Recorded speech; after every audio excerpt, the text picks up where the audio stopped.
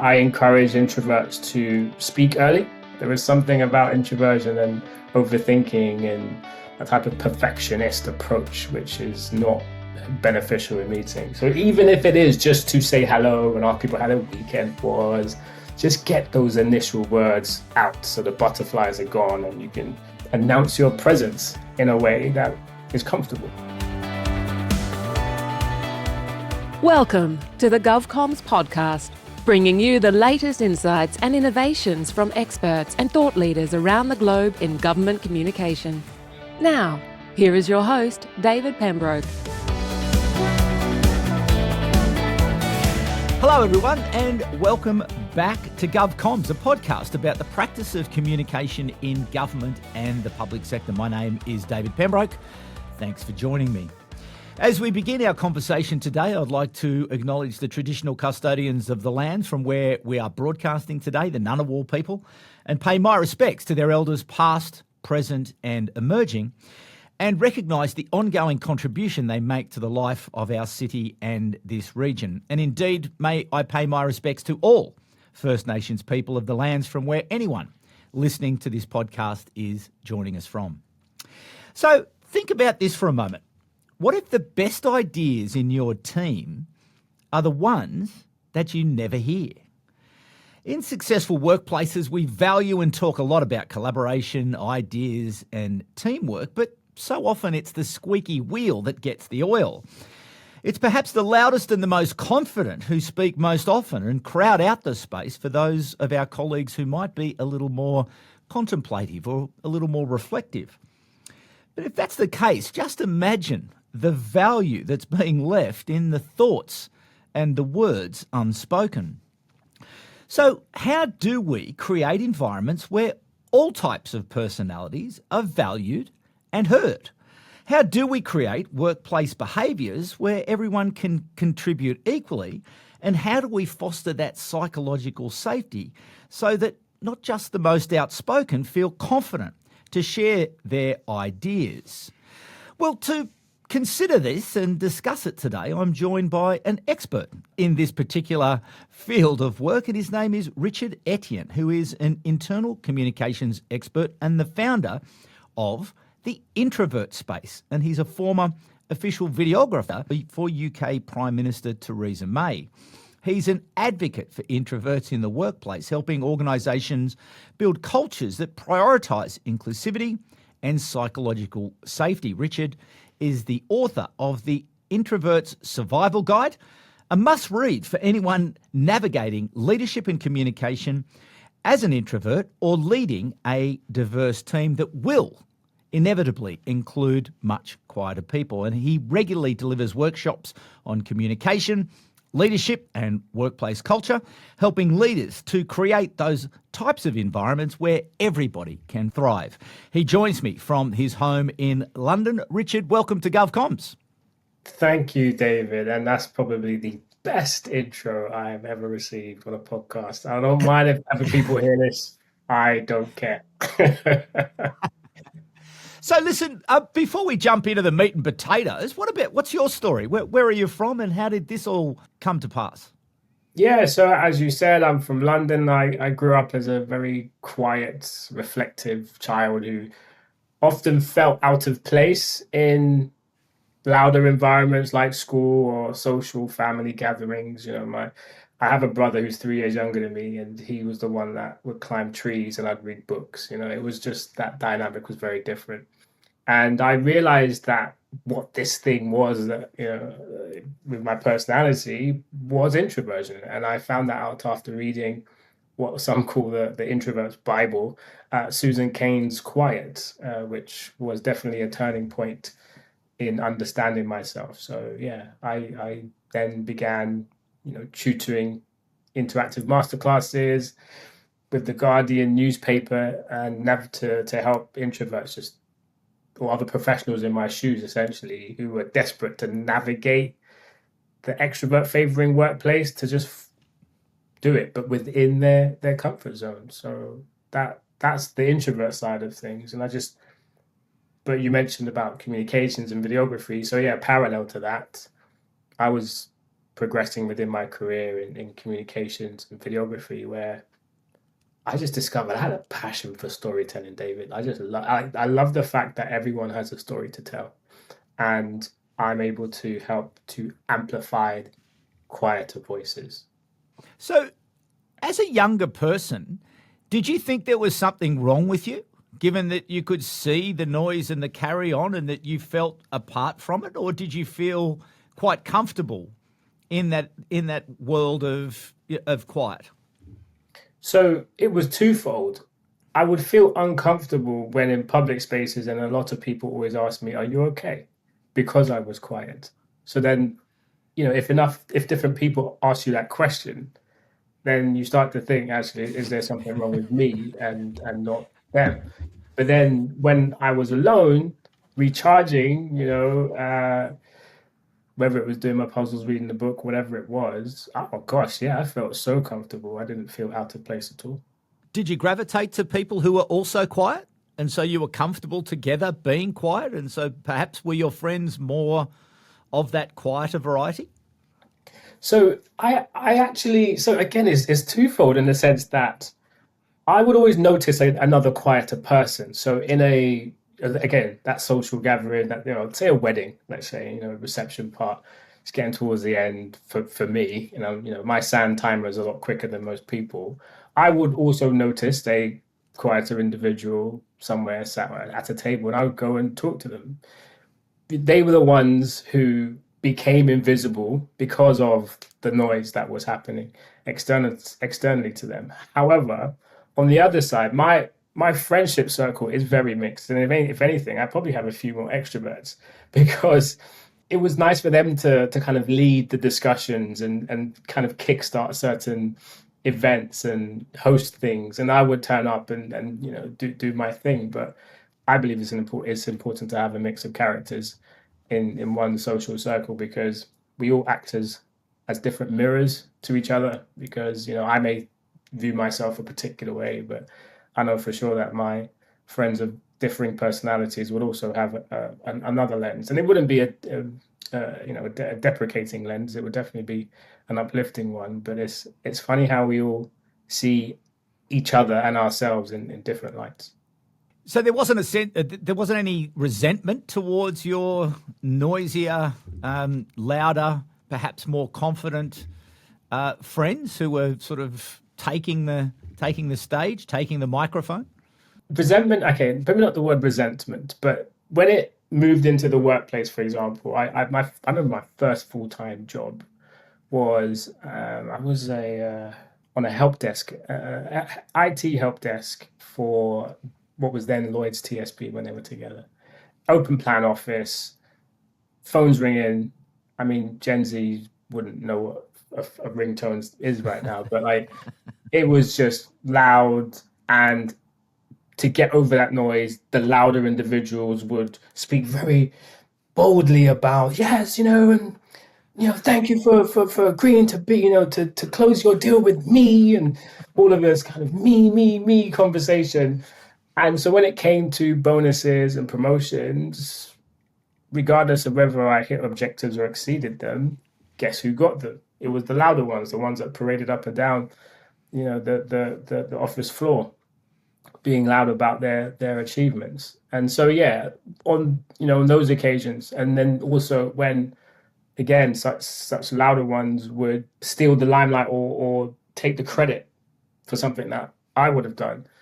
And, I just didn't really want the confrontation, or felt bold enough to speak up and defend myself, and definitely not verbally, but I would do it in writing afterwards, via an email, for example. But you know how it is, David. There are moments where, unless you say it there and then, it's a lost moment. So these are some of the there are tips in the Introvert Survival Guide and other books that I've written that help introverts to circumnavigate this, or at least challenge these moments head on from a way that is comfortable for them. And I'm really pleased that I'm able to do that. Because it's interesting, in a lot of government public sector work, it tends to attract a lot of people who are a little bit more reflective, a little bit more contemplative, a little bit more considered in the way they go about their work. So there are many introverts who work in public sector work. So let's jump into that. So how do you advise in introverts? Where's the starting point for, okay, you're about to go into a workplace, you're going to have a career. Where do you place people on the journey into understanding their context, understanding their environment, and helping them on a pathway to effectiveness? So the first thing I do is, ask them what type of personal brand they want to have. And I let individuals know that you have a personal brand, whether you like it or not. And I explain it as one's personal brand is what people say about them when they're not in the room. So, in my workshops, there might be a task where I ask those who attend to write down like 3 words that they believe people would use to describe them. And then 3 words that they would want to be described, how they would like to be described. Because this is it. It's, introverts don't like to be the center of attention without asking for it. They don't like promoting themselves or standing out in the crowd generally. And so this is something I explain that we as introverts need to unlearn, because it's no longer the type of work environment where you can be quiet in the meeting and then expect that not to reflect badly on your personal brand, or if you don't let your line manager or seniors know that you are doing X, Y, and Z in an exceptional way. If you don't tell them, you won't get that promotion, you won't get that pay rise, you won't get the celebration or acknowledgement that you deserve. So I definitely always start by asking, how do you want to be seen? How do you want your personal brand to be shaped? And then provide the steps to help them to get there. So what then are some of those steps that give them the confidence? Because I can imagine sitting there and talking to an introverted person and talking about personal brand, there would almost be oh, geez, I don't want to have a personal brand. That's not who I am. Yeah. So great example is some of the words to stop using. So there's another part of my workshops where I have the 7 deadly words, the 7 deadly sins, the 7 words and phrases to remove from your professional vocabulary. And while I won't go through all of them, there are, just for example, using terms like, I'm no expert, but, like, why would you lead with that, self-deprecation? Or on emails, we start them with the word just, just checking in to see if you had that thing for me. Oh, just wanted to know if I could just, take 5 to 10 minutes of your time. A lot of the words and terms and phrases that introverts tend to use a lot feel like apologies, and it's like apologizing for your presence, apologizing for asking or requesting something of others. And that is definitely one area that I focus on helping introverts with dealing with in the workplace. And that links to my communication side of things, because, as you mentioned earlier, I've worked with Theresa May, who is an introverted leader. And we'll probably go into that a bit later, but there were definitely some techniques that she used to help her to, again, like, operate in a way that was comfortable for her, so that she could be or display the leadership qualities that she felt she needed to be Prime Minister. So in your experience of working with introverts, what would you say are the top 1 or 2 things which are the hardest issues to overcome to effectiveness? So networking is a big one. The idea of going into an environment for the sole purpose of showcasing one's personal brand, to unlock some potential open doors, so that so they can advance along the career path that they want to.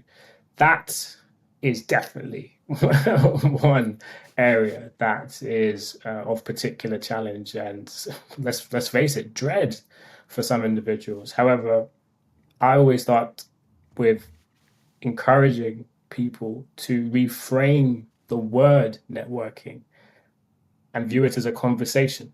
That is literally what this is. When you go up one floor in your office to ask someone from finance for a particular document or something, or whatever, request something, that is networking. But you don't think that is networking, is it? You are going to someone you don't know to request something that is a benefit to you or mutual benefit. And that is essentially what networking is. Yeah, everyone is there for themselves, but also to find ways of mutual benefit. And if we understand that networking is essentially a conversation, that's definitely one thing. I think you mentioned two, David. The other one is meetings.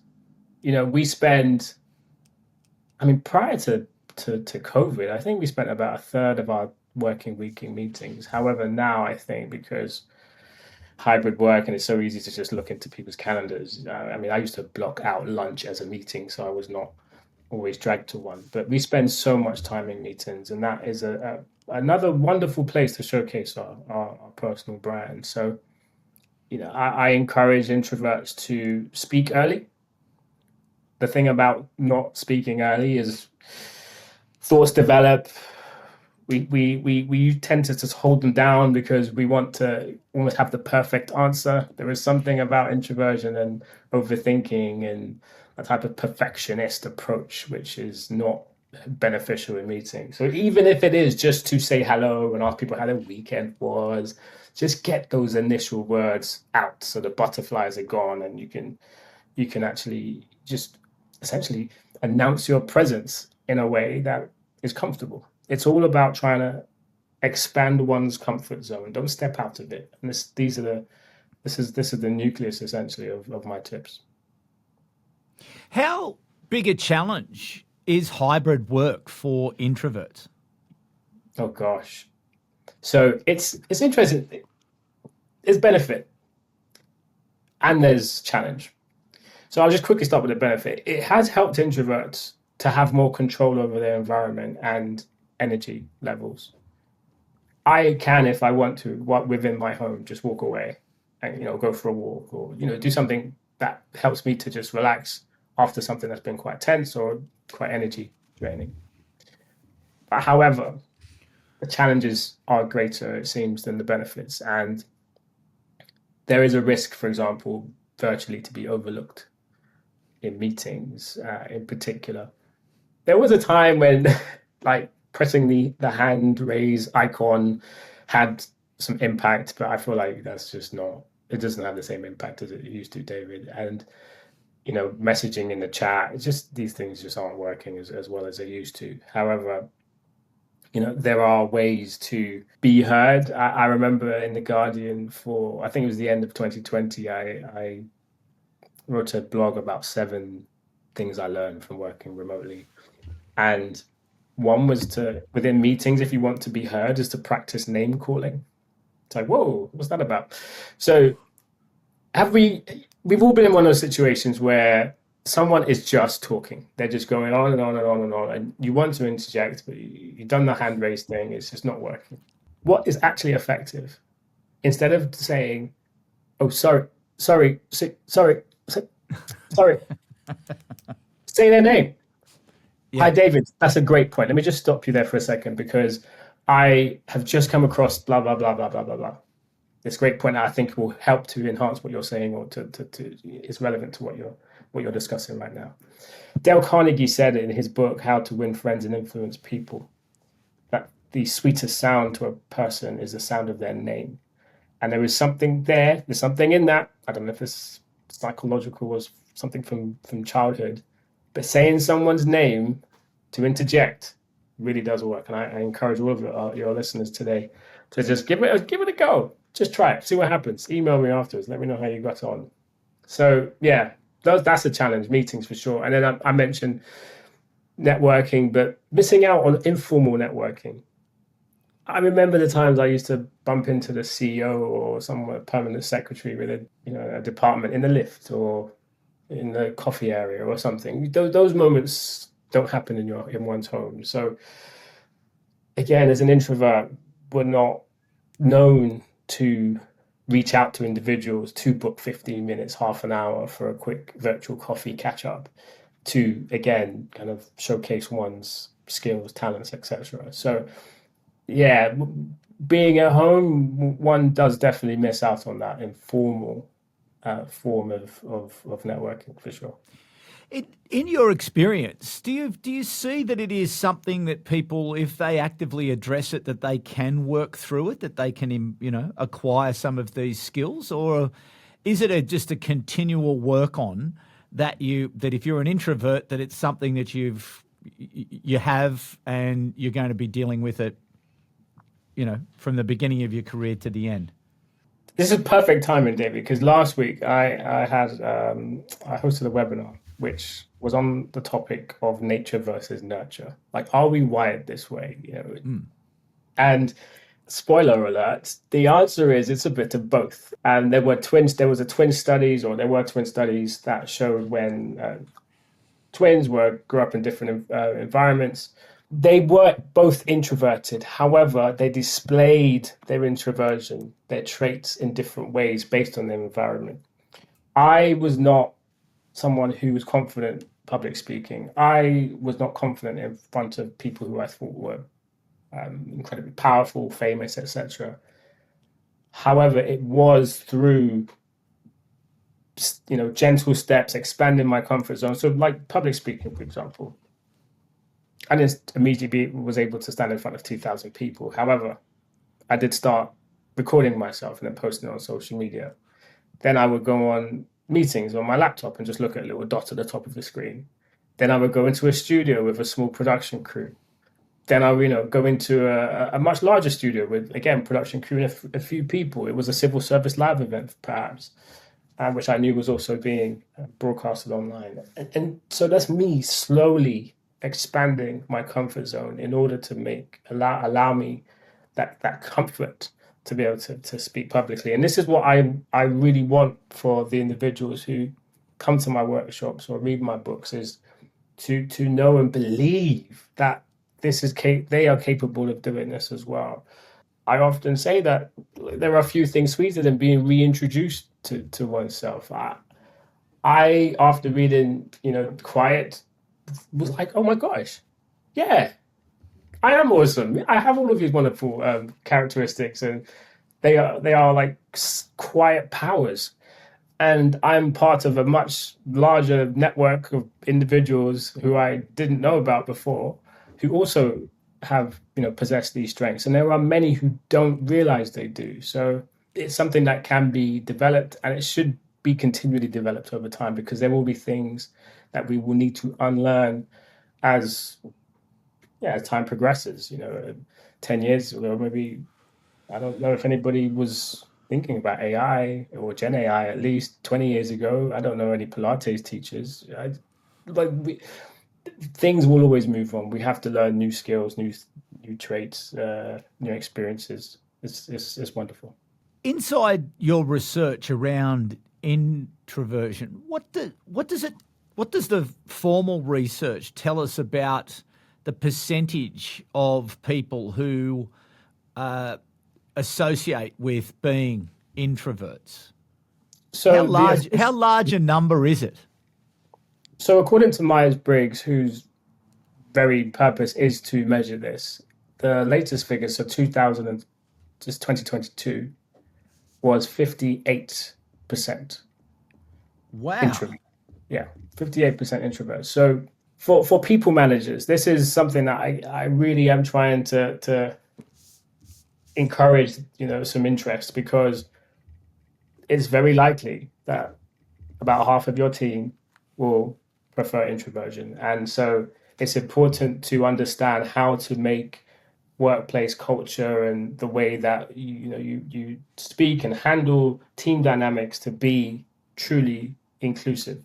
So, and with that, what is that advice to people who will be listening, who are leaders of teams, who perhaps may not have thought about it before or not really addressed it in any particular way. And I'm thinking about myself right now. I think it's important. I appreciate you, being frank about it, David. This is a very psychologically safe environment. It's great. It's only I the two think of us, isn't it?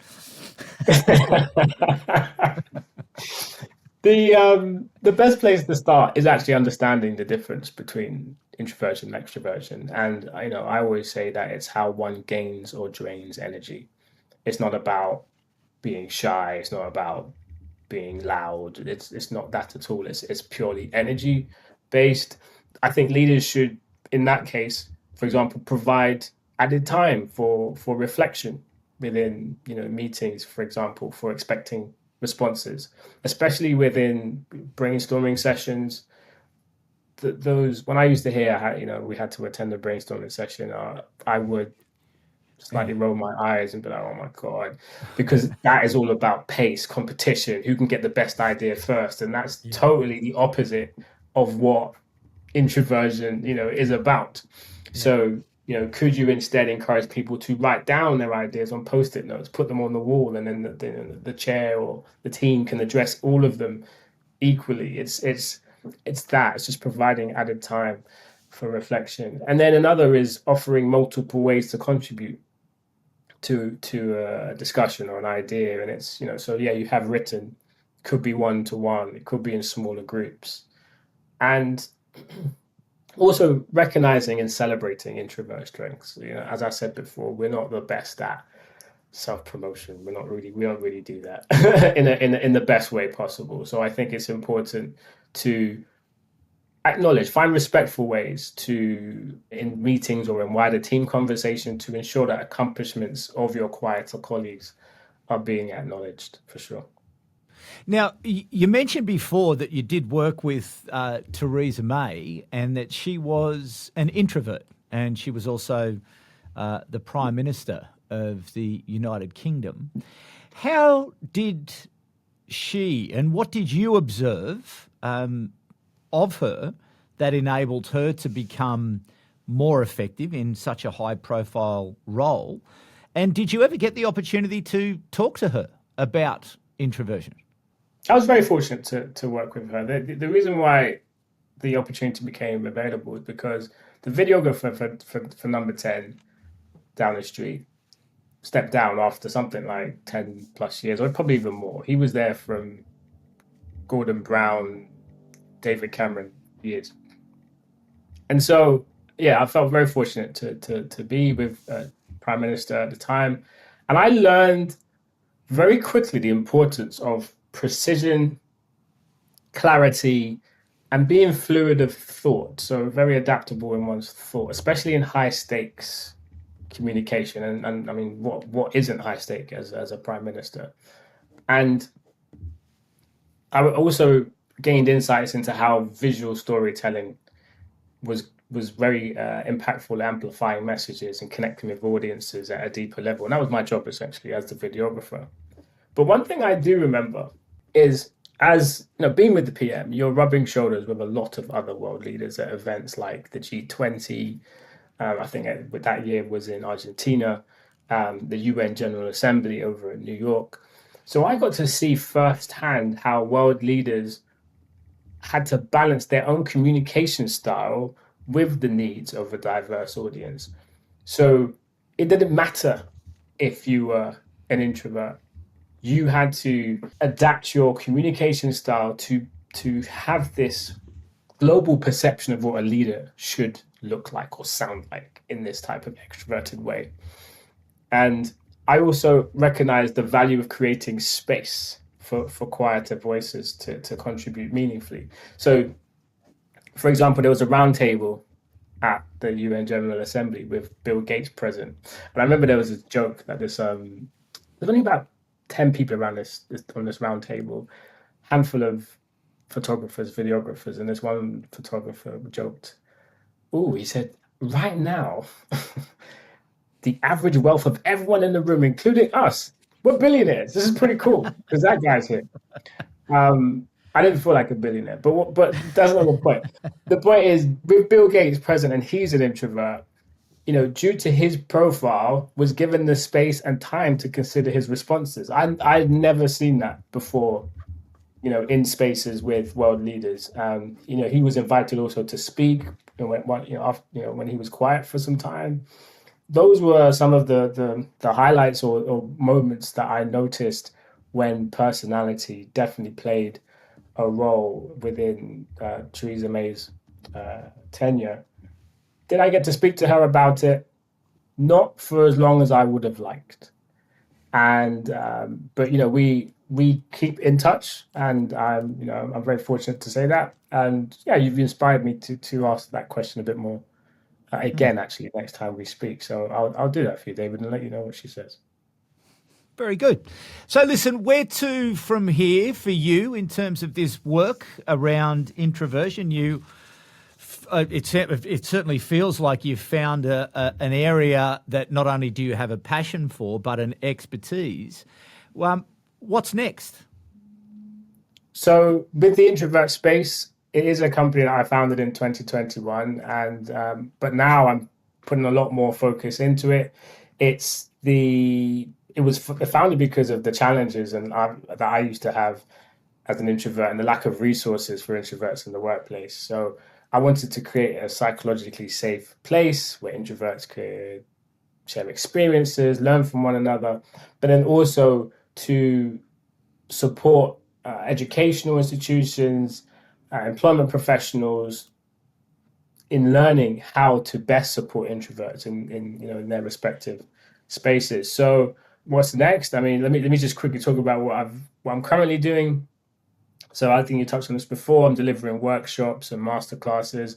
Been doing it for thousands of introverts and many leading organizations and government departments. I launched Black Introvert Week in 2021, which supports teachers and employers to better understand how to recognize and nurture the talents of Black introverts. Because there's one thing to be a minority within the UK, but it's another thing to be a minority within a minority. Because data from ONS suggests, Office of National Statistics suggests that UK introverts make up to 1/3 of the population. So it's the minority within the minority, and it's important to make sure those individuals are seen. But yeah, going forward, launching a new series of workshops designed to help graduates transition into the workplace culture, because many will have become accustomed to studying entirely from home during the pandemic. So that shift to hybrid working or even full-time office environments could feel particularly daunting, especially for introverts. I mean, probably for a lot of students, but especially for introverts. And finally, we've launched within Introvert Space, we've launched the toolkit for the inclusive management of introverts, or TIMI, because everyone loves an acronym. And it's a practical guide for HR professionals and people managers to foster that inclusivity for all personality types. So that is the best place for people to go and grab some free resources, the Introvert Space. And I imagine that the Introvert's Survival Guide or large parts of it are available for people if they want to go and explore a little bit further at the Introvert Space. Exactly. If you go to the introvertspace.com, you'll have a full list of resources there available to download.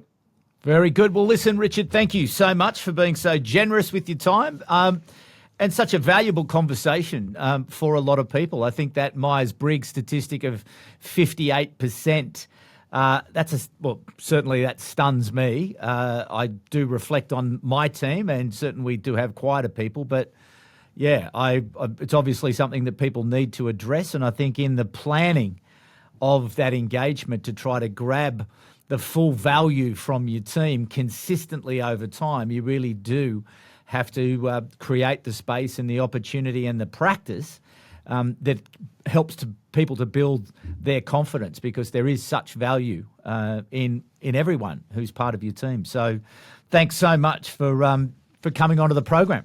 Thank you for having me, David. I really appreciate it. I hope all the listeners enjoyed as well. Yeah, and good luck to you with the future work there, because it sounds like Richard Etienne has a lot on his plate there and a big audience to serve. And thank you, audience, for coming back once again. What a great conversation with someone who is really, a clever, intelligent, thoughtful person who's identified an area which really does need addressing, and then there's gone about assembling. I think what I like about it most is that it's actionable. There is so much of what Richard's just told us today that you can actually do. So if you are an introvert, I'd be jumping onto the introvert space pretty well straight away to just pick up some of those tips and tricks. And again, that Dale Carnegie tip around, the sweetest sound is somebody's name. So when you do use people's names, and I discovered that when I was a kid. As a paper boy, I used to go and sell newspapers to people in a hospital not far from my home, and I used to go and find out people's names, and whenever I would go and say their name and visit them, you'd always get a sale. So there you go. Listen, a rating or a review for the program always is gratefully accepted by us, because what it does is help us to be found. So wherever that you're listening to your podcast today, jump on. And it doesn't take long. And just, if you could do that, I would be very grateful. Now, you can find all of the latest information, updates and insights from this podcast and other GovComms episodes on LinkedIn at the GovComms Institute. And certainly, I really did enjoy my conversation with Richard today, and we look forward to bringing you another great story from the world of government and public sector communications in the next fortnight. But for the moment, my name is David Pembroke, and it's bye for now. You've been listening to the GovComms podcast. If you enjoyed this episode, be sure to rate and subscribe to stay up to date with our latest episodes.